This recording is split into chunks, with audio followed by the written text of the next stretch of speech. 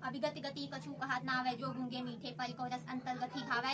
Hello students, welcome to back my YouTube channel. I am Maiza ma'am. मैं आप लोगों को इस वीडियो में आज हिंदी क्लास 10th की हिंदी काव्यखंड का फर्स्ट चैप्टर पद जो सूरदास द्वारा रचित सूरसागर महाकाव्य से लिया गया है, आज हम इसका दूसरा पद्यांश का संदर्भ प्रसंग व्याख्या बताने वाले हैं।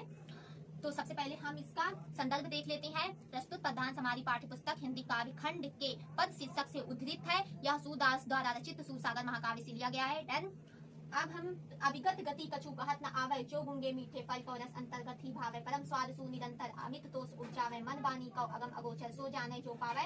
रूप रेख गुण जाति जुगति बिनु निरालंब गीत भावे। सब विधि अगम विचार ही तातय सूर सगुन पद गावे। अब हम इसका प्रसंग जान लेते हैं। सबसे पहले प्रस्तुत पद्यांश में सूरदास जी अज्ञात और निराकार व्यक्ति की स्थिति और दशा का वर्णन करते हुए कहते हैं कि निर्गुण ब्राह्मण की उपासना और भक्ति के आनंद को अनुभव किया जा सकता है, किंतु कोई भी व्यक्ति मौखिक रूप में उसका वर्णन नहीं कर सकता है। डन।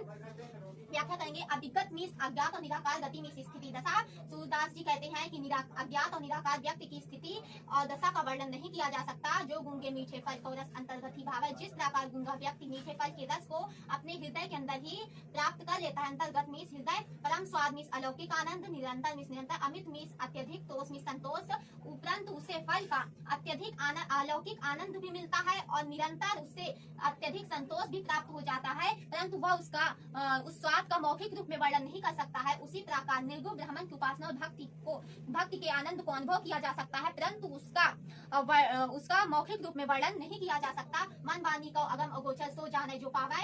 अगम मीन्स जहाँ पहुँचना कठिन है, अगोचर मीन्स जो इंद्रियों से परे है। मन की वाणी से ईश्वर को प्राप्त नहीं किया जा सकता है। जहाँ पहुँचना कठिन है, जो इंद्रियों से परे है, जो उसे प्राप्त कर लेता है वही उसे जानता है।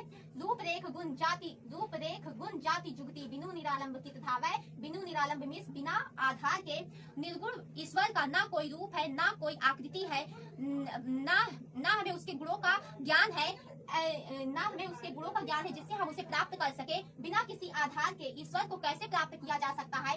इस स्थिति में भक्त का मन इधर उधर भटकता रहता है। बिनु निरालंब सब विधि अगम विचार ही तातय सूर सगुन पद गावै। अगम मीन्स जहाँ पहुँचना कठिन है, निर्गुण ब्राह्मण तक पहुँचना असंभव है। इस कारण सूरदास जी ने विचार करके सगुन श्री कृष्ण के पद के गान की लीला को उचित समझा है। डन।